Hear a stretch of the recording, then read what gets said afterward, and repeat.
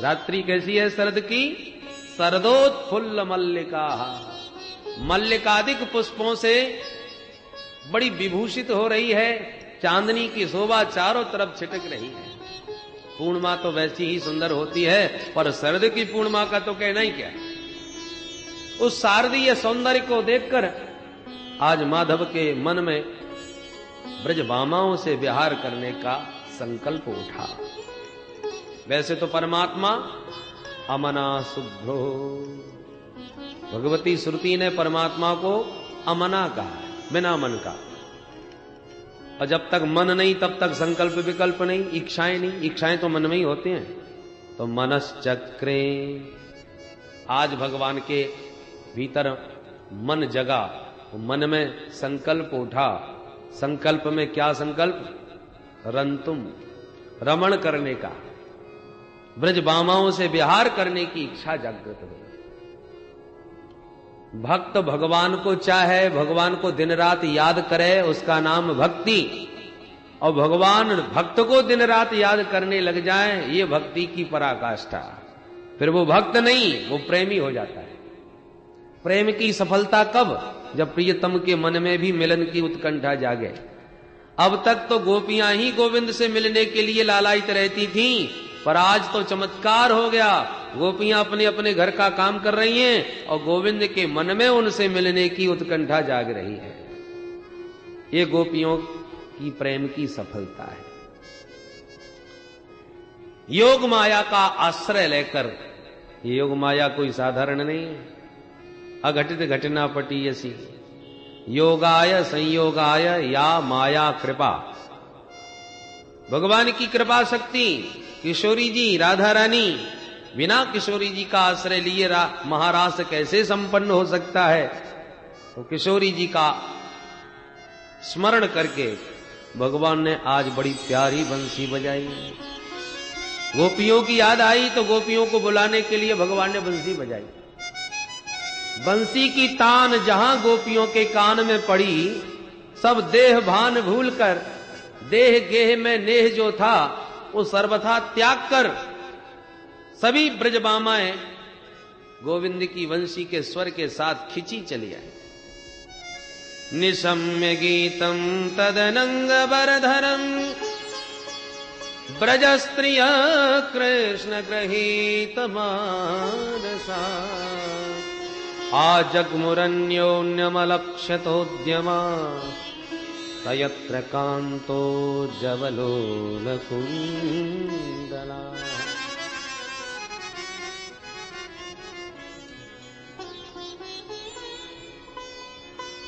उस मधुर गीत को जब गोपियों ने सुना,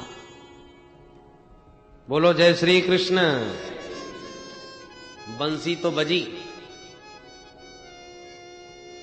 2 बार विशेष प्रकार की बंसी बजाई मस्त होकर, और दोनों का परिणाम भिन्न भिन्न। क्या? पहले जब बंसी बजी कन्हैया की, तो उस समय वेणु गीत में श्री सुखदेव जी ने संकेत दिया, सर्वभूत मनोहरम इति वेणुरवं राजन सर्वभूत मनोहरम। सर्वभूत मनोहरम, प्राणी मात्र ने, समस्त जीव प्राणी भगवान के उस वेणुरव से मोहित हो गए। पाषाण भी द्रवीभूत हो गए, यमुना की धारा भी स्तब्ध हो गई, सारा त्रिभुवन मोहित हो गया। पर आज ऐसा नहीं हुआ। रास बिहारी ने जब महारास करने के लिए बंसी बजाई, तो इस बंसी रव को केवल जगौ कलम बामदृशाम मनोहरम, इस बंसी को केवल ब्रज की गोपियों ने सुना। और ब्रज गोपियों में भी कौन सी गोपियां? जिनका भगवान चीर हरण कर चुके हैं और जिन्हें महारास में आने का वचन दे चुके हैं, उन्हीं गोपियों ने बंसी सुनी। ये चीर हरण क्या है? परमात्मा के दिव्य रास के रसास्वादन का अधिकार है चीर हरण।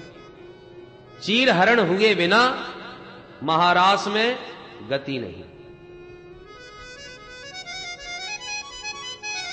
आवरण भंग लीला है। और जब तक जीवात्मा परमात्मा के बीच में ये सूक्ष्म आवरण जो है माया का, जब तक ये हरि न चुरावे,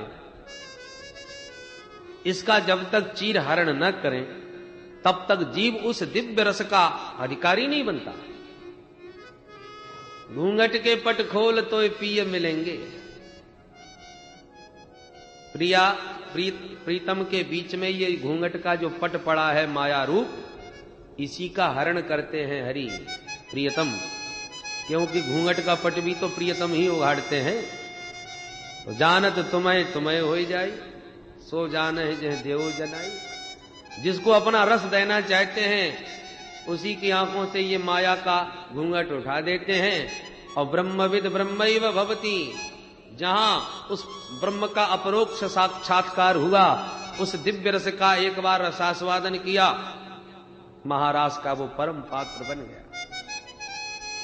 नूतन जलधर रुचय गोप बधूटी दुकूल चौराय, तस्मै कृष्णाय नमः संसार महीरुहस्य बीजाय। नैयायक लोग मंगलाचरण करके ध्यान कर रहे हैं श्री हरण का। गोप बधूटी दुकूल चौराय, गोप बधूटियों के दुकूल की चोरी करने वाले श्री कृष्ण को हमारा नमस्कार है। धर्म सम्राट श्री स्वामी कृपात्री जी महाराज इसका बड़ा सुंदर अर्थ करते हैं। वो इसका अर्थ करते हैं, गोपाः जीवाः तेषां बधूटयः बुद्धयः तासाम आवरणानि अज्ञानानि। गोप रूपी जीव की बुद्धि रूपी गोपी में अज्ञान रूपी जो आवरण दुकूल पड़ा है, उस अज्ञान के आवरण का हरण करने वाले हैं श्री हरि। चीरहरण लीला माने आवरण भंग लीला।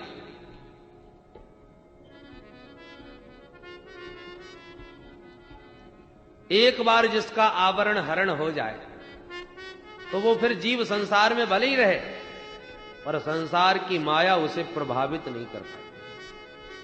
माया में रह करके भी माया से जो निर्लिप्त रहे, उसका नाम महात्मा। तो गोपियां अब संसार में तो हैं, संसार के व्यवहार भी सब कर रही हैं, परंतु सब कुछ करती हुई भी महात्मा है। महात्मा का स्वरूप क्या? बोले तिनके की तरह संसार को त्याग दे, तनिक भी किसी वस्तु में आसक्ति न रहे, वो महात्मा। आज गोपियां महात्मा ही तो बन गई। और इसलिए तो कन्हैया की बंसी जहां कान में पड़ी, ये सारे जगत व्यवहार को तिनके की तरह त्याग करके गोपियां चल पड़ी। पंचम भूले देह सुध छठे भावना रास की, तब पावे रस रीत कछु श्री स्वामी हरिदास की। हरिदास महाप्रभु कहते हैं, पंचम भूमिका में साधक जब देह का भान भी भूल जाता है, तब परमात्मा के दिव्य महाराज का अधिकारी बनता है। और आज गोपियों की वही स्थिति हो गई। बंसी सुनी और भाग खड़ी हुई। एक गोदोहन कर रही थी, गैया दोह रही थी, और जहां बंसी सुनी के दोहनी को वहीं पटका और सीधी भागी चली गई। एक गोपी हलवा बनाई रही थी, चूल्हे पर बैठी, जहां बंसी सुनी तो करछनी हाथ में लिए चली गई और कढ़ाई चूल्हे पर ही चढ़ाई छोड़ दी। एक गोपी अलंकार धारण कर रही थी, तो नाक की नथ कान में लटका के चली गई। कपड़े पहन रही थी तो ऊट पटांग उल्टे सीधे ही कपड़े पहन के चली गई। एक गोपी लीपा पोती कर रही थी, लीपा पोती समझ गए, डेंटिंग पेंटिंग, क्रीम पाउडर आजकल की भाषा में। तो अंगराग लेखपन करती करती जहां बंसी कान में पड़ी, तो जो अंगराग कपोलों को सजाने के लिए लगाया था, और जो हाथ फेरा की बंसी कान में पड़ गई, तो जहां जो लगा रखा था उसको वैसा ही लगा छोड़ा। आंख में काजल लगा रही थी और बंसी सुनाई पड़ी, तो दूसरी आंख में बिना काजल लगाई चली गई। लिम्पन्त्य प्रमजन्त्योन्या अंजन्त्य काचलोचने, व्यस्त्रस्त्रवस्त्राभरण काशित कृष्णांतिकम ययोः। आज इनके वेग को कोई रोक नहीं पा रहा। ता वार्यमाणा पतिभिः पितृभिर् भ्रातृबंधुभिः गोविंदापहृतात्मानो नन्यवर्तन्त मोहिता। जब गोपियां भागी गोविंद से मिलने के लिए तो बहुतों ने रोकने की चेष्टा करी पर रुक न सकी।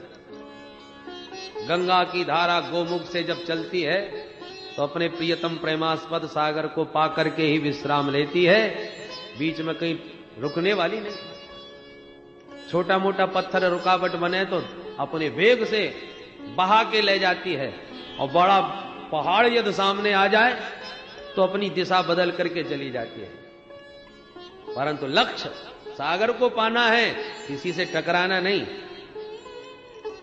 उसी प्रकार ब्रजबामाएं दौड़ती भागती चली जा रही हैं, किसी के रोके रुकती नहीं। क्यों? बोल गोविंदापहृतात्मानो।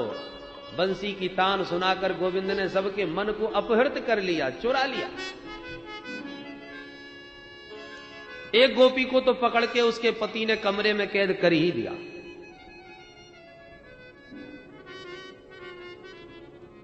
ताला मार करके किवाड़ बंद कर दिए। अब तो बेचारी बाध्य हो गई। आज सब गोपियां बंसी की तान पर दौड़ी जाएंगी, गोविंद का दर्शन पाएंगी, उनका अंग संग उन्हें प्राप्त होगा। धिक्कार है मुझे ये शरीर के प्रतिबंध में, इस कमरे में ही कैद बनी रह गई। तुरंत उसने पद्मासन लगाया और ध्यान में गोविंद के चरणों का चिंतन करती करती जहुर गुणमयम देहम सद्य प्रक्षीण बंधना, उसने विरहाग्नि में तुरंत अपने त्रिगुणात्मक देह को त्यागा और दिव्य वपु धारण करके प्रभु के पास सर्वप्रथम पहुंच गई। परीक्षित बोले इतनी ऊंची स्थिति गोपियों की कैसे हो गई? सुखदेव बाबा कहते हैं परीक्षित, ये गोपियां कोई साधारण सी स्त्रियां थोड़ी हैं। बड़े बड़े वीतराग संत जो दंडकारण्य में विचरण कर रहे थे, वो रामभद्र के रूप को देख करके मोहित हो गए। वे सब सिद्ध कोटि के संत ही तो ब्रज की गोपियां बन के आए और इस दिव्य महाराष्ट्र के रस का रसास्वादन करने के लिए प्रतीक्षारत थे। तो आज कैसे रुक सकते हैं किसी के रोके?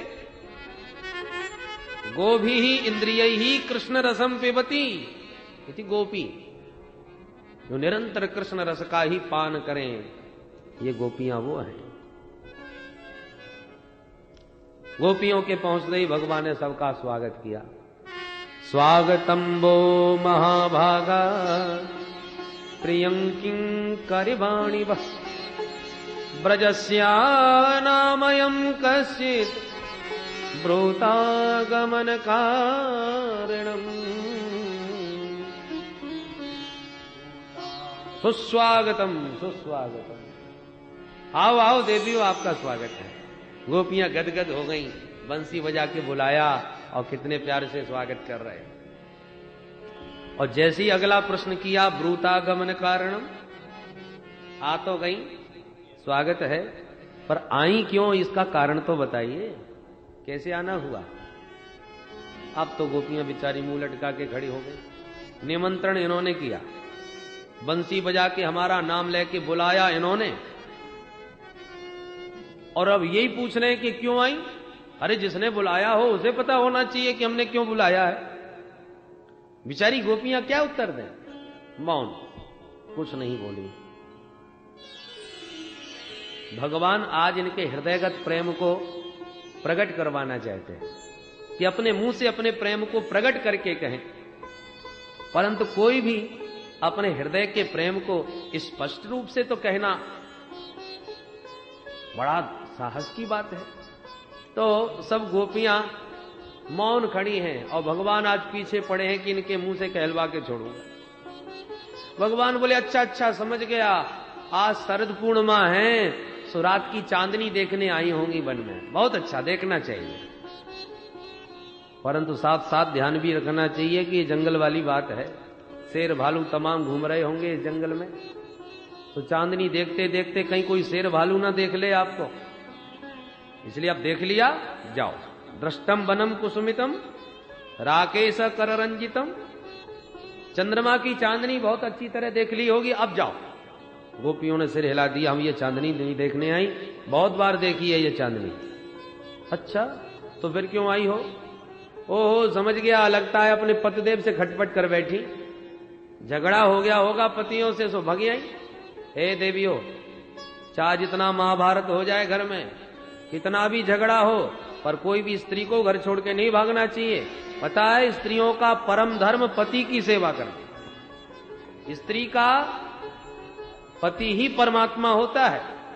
पति परमात्मा की सेवा करो, घर में जाओ। पतिदेव भले ही क्रोधी हो, लोभी हो, निर्धन हो, कोड़ी हो, कैसे भी हो, पति स्त्रीवीर न हातव्य। गोपियों ने सिर हिला दिया, महाराज हमारा किसी से कोई झगड़ा नहीं हुआ घर में। अच्छा, ब्रज पे कोई संकट आया नहीं, चांदनी देखने आई नहीं, परिवार में झगड़ा हुआ नहीं, तो क्या मुझसे मिलने आई हो? मेरे प्रेम में खिंची चली आई हो? तो एक बात और सुन लो, ये प्रेम तभी तक अच्छा रहता है जब तक दूरी भी बनी रहे। अति परिचयाद अवज्ञा, जब अति परिचय हो जाता है, बहुत ज्यादा समीपता निकटता बढ़ने लगती है, तो प्रेम के अंदर थोड़ा दोष दर्शन भी होने लगते हैं और प्रेम में खटाई भी पड़ने लगते हैं। अरे मुझसे यदि तुम्हारा प्रेम है ही, तो उसके लिए यहां जंगल में मुझसे मिलने की क्या जरूरत है? मेरी चर्चा आपस में एक दूसरे को सुनाओ, आंख बंद करके मेरे इस स्वरूप का ध्यान लगाओ। मैं सुबह शाम जब गैया चराने आता जाता हूं, तब मेरा दर्शन कर लिया करो। श्रवणात् दर्शनात् ध्यानात् मयि भावो नु कीर्तनात् न तथा सन्निकर्षेण प्रत्ययात ततो गृहान् प्रत्ययात ततो गृहान्। इसलिए देवियों, लोक मर्यादा का थोड़ा ध्यान रखो, इतनी अपकीर्ति होगी तुम्हारी। इसलिए जाओ घर में ही बैठ करके मेरा ध्यान लगाओ, लोक लाज का कुछ तो ख्याल करो। जब भगवान ने स्पष्ट कह दिया कि जाओ, तब तो गोपियों के सारे मनोरथ भंग हो गए। भग्न संकल्पा, सारे मनोरथ भंग हो गए। चिंता के मारे नीचे को सिर झुकाए, पैर के अंगूठे से धरती को कुरेदने लगे। अंत में आपस में बोली, बहन हम जब से आई हैं तब से खड़े खड़े ये प्रवचन दे रहे हैं, यदि इनको ठीक से जवाब नहीं मिला तो ये ऐसी खड़े खड़े उपदेश देते रहेंगे। तब सब गोपियों ने मिलकर के मधुर गीत गाया। इस गीत का नाम है प्रणय गीत। भगवान ने 10 श्लोकों में प्रश्न किया, तुम क्यों आई? तो गोपियों ने इस गीत में 11 श्लोकों के द्वारा जवाब दिया, हम यूं आए। और भगवान की बोलती बंद कर दी। अद्भुत प्रेम गोपियों ने अपने इस गीत में प्रकट किया है, इसलिए इसका नाम प्रणय गीत है। सब गोपियां मिलके बोल पड़ी, मैवं विभोर्हति भवान गदितुं न संसम संत्यज्य सर्व विषया तव पादमूलम् भक्ता भजस्व दुर्वग्रहमात्यजास्मान् देवो यथादि पुरुषो भजते मुमुक्षु भजते मुमुक्षु। हे विभो आसमान मात्य दे, हे प्रभु हमारा इस प्रकार से तो परित्याग न करो। हम कैसी कैसी आशाएं लिए आपकी बंसी की तान को सुन करके दीवानी दौड़ी चली आई, और आप हो जो आते ही हमें तमाम प्रकार का उपदेश देने लग गए। क्या ये उपदेश सुनने आई थी हम? पहले तो ये बताओ, तुम्हें उपदेश देने का अधिकार क्या? तुम अहीर के छोरा, हम गंवार ग्वालिनी, तो न तो तुम्हें उपदेश देने का अधिकार, न हम सुनना चाहते हैं। अरे उपदेश उसे दिया जाता है जो उपदेश सुनना चाह रहा हो। जबरदस्ती पकड़ के बैठा के किसी को प्रवचन सुनाया जाता है क्या? हम सुनना नहीं चाहती और जब से आई हैं तब से आप यही प्रवचन सुनाए जा रहे हैं। इसलिए मैवम ऐसा मत बोलो, ये सब सुनने नहीं आई है। तो क्यों आई हो? बोले प्रभु हम तो आपका भोग लगाने आई। काय का भोग लगाओगी? बोले भक्ता भजस्व दुर्वग्रह मात्यजास्मा, भात का भोग लगाने आई। भात, भक्त में और भात में बहुत सामंजस्य है। ये जो भात शब्द है ना, वो भक्त शब्द से ही बना है। भक्त और भात, और इसलिए भगवान को जैसे भक्त प्यारे हैं ना, ऐसी भगवान को भात भी बहुत प्यारा है। जहां भी भगवान को पाने वाली बात आती है तो प्राय भात की चर्चा जरूर आती है भोजन में। राम जी महाराज भी जब चक्रवर्ती जी की गोद में बैठ के पा रहे थे तो क्या था?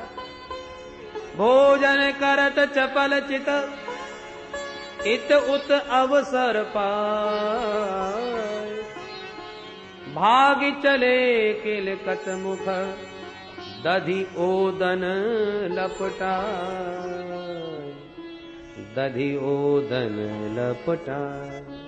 दधि ओदन, दही भात पा रहे।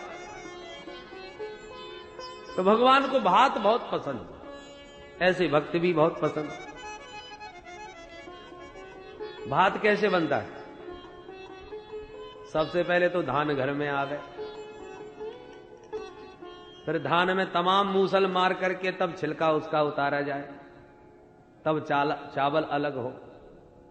मूसलों के प्रहार से छिलका उतार के चावल निकाला जाता है, फिर उस चावल को खौलते हुए पानी में डाला जाता है, थोड़ी देर तक खौलाया जाता है, और इतना खौल जाए कि उठा करके जब हम उसे रगड़ें तो बिल्कुल भी कणका उसमें न दिखाई पड़े, थोड़ी भी कठोरता भीतर न रह जाए, हाथ पे रखते ही एकदम पिस जाए, कठोरता का कण कहीं भी न रह जाए, तब वो शुद्ध भात बन जाता है, तब वो पानी योग्य बनता है।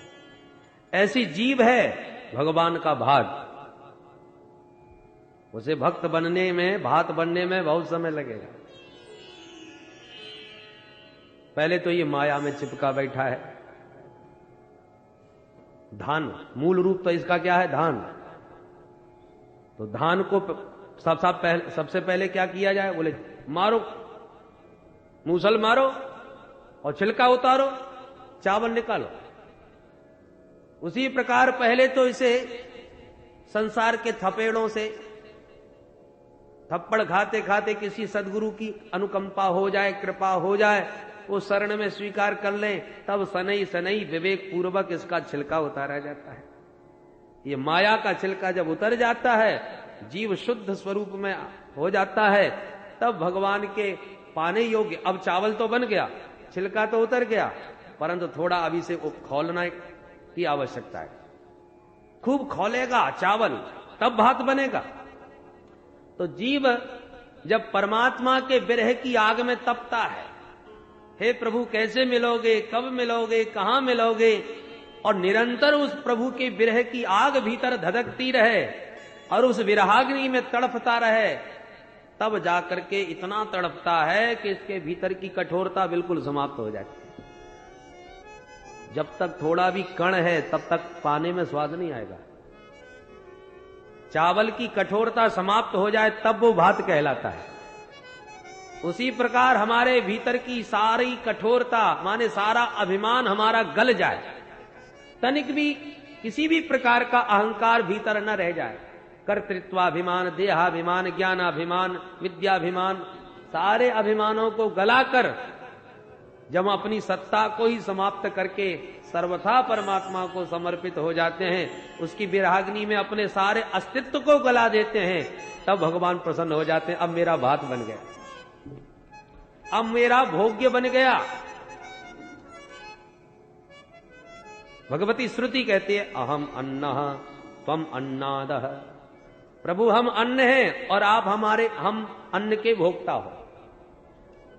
तो गोपियां भी कह रही हैं प्रभु हम आपकी भात हैं। भक्ता भजस्व दुर्वग्रह मात्यजास्मा, गला हुआ सिद्ध भात है ये। हमने सारे अहंकार को गला दिया, अपनी लोक लाज को भी गला दिया, अपने घर की परिवार की सारी आसक्ति को गला दिया, अपना अस्तित्व ही गला दिया और ऐसा विशुद्ध भात बन गई। और वो भी रूखा भात नहीं है, आपके प्यार की मिश्री भी इसमें मिला रखी है। गोविंद आपके दिव्य प्रेम की मिश्री से मिला हुआ ये मीठा भात है, रूखा भात नहीं है। इसलिए अपने सारे आग्रह त्यागो और सामने परोसे हुए इस भात का भोग लगाओ। भक्ता भजस्व दुर्वग्रह मात्यजात्मा देवो यथादि पुरुषो भजते मुमुक्षु। इस प्रणय गीत के बड़े सुंदर सुंदर भाव हैं।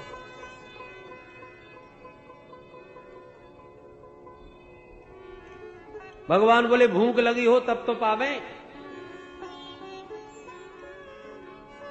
गोपियों ने कहा सरकार भूख न लगी होती तो आपने थाली मंगवाई भी ना होती। पहले कोई आदेश दे कि भाई भूख लगी है जल्दी से थाली लाओ भोजन करेंगे, और परोस के जब थाली सामने आ जाए तब कहो कि भूख नहीं है। ये तो दुराग्रह है। यदि आपको पाना नहीं था तो आपने फिर बंसी बजा के बुलाया क्यों? ठीक है, हम जब से आई हैं तब से आपके मुंह से एक ही बात सुन रही है, चली जाओ, लौट जाओ, भाग जाओ। इसका मतलब आपको बात पसंद नहीं आया तो ठीक है, पर बंसी बजा के जो हमारा चित्त आपने चुरा लिया उसे लौटाओ। हम तब लौटेंगी जब हमारा मन लौटेगा। कृष्ण गृहीत मानसा, हमारा मन तो आपने ग्रहण कर लिया। और इतना तो आप जानते हैं सरकार, कोई भी इंद्रिया बिना मन के काम नहीं करते। कान कथा कब सुनेंगे? जब मन साथ में लगेगा। पैर घर को कब चलेंगे? जब मन आदेश देगा। तो जब आपने मन ही चुरा लिया तो अब पैर घर की तरफ कैसे लौटे? चित्तम सुखेन भवता पहर्तम गृहेषु यन्निर्विशत्युत करावप गृह्य कृत्ये पादौ पदम न चलतस्तव पादमूला यामः कथम ब्रजमथो करवाम किं वा। प्रभो चित्तम सुखेन भवता अपहृतम, आपने बंसी बजा करके हमारा चित्त तो बड़े आराम से चुरा लिया। तो पादव पदम न चलता, अब हमारे पैर घर की तरफ चले ही नहीं रहे, कैसे जाएं? भगवान बोले तुम्हारे पैर काम नहीं कर रहे तो योग बल से मैं तुम्हें घर घर पहुंचा दूंगा, फिर तो पधारोगी। गोपियां बोली वाह, तन को घर पहुंचा दोगे, मन अपने पास रखोगे, तो करवाम किम्बा, घर जाके करेंगी क्या? अरे घर के काम तब होंगे जब मन साथ में होगा। भगवान बोले अच्छा तो तुम चाहती क्या हो? गोपियों ने अब अपने मन के भाव स्पष्ट कह दिए। जो भगवान उगलवाना चाहते थे, कहलवाना चाहते थे गोपियों के मुख से, वो गोपियों ने अब स्पष्ट कह दिया। सिंचांगनस्त्वदधरामृत पूरकेण हासावलोक कलगीत जहच्छयाग्नि नो चेद वयं विरह जान्युपयुक्त देहा ध्यानेन याम पदयो पदवीं सखेते। हे सखे, हे अंग, सिंचांगनस्त्वदधरामृतपूरकेण, आप अपने दिव्य अधरामृत से हम ब्रजबामाओं को कृतार्थ करो, अभिसिंचित करो। यह अधरामृत क्या है भाई? संत बड़ा सुंदर अर्थ करते हैं। धरती इति धरा, धरायाः अमृतम धरामृतम, धरामृतम न भवति इति अधरामृतम। धरती का नाम धरा, जो सबको धारण करती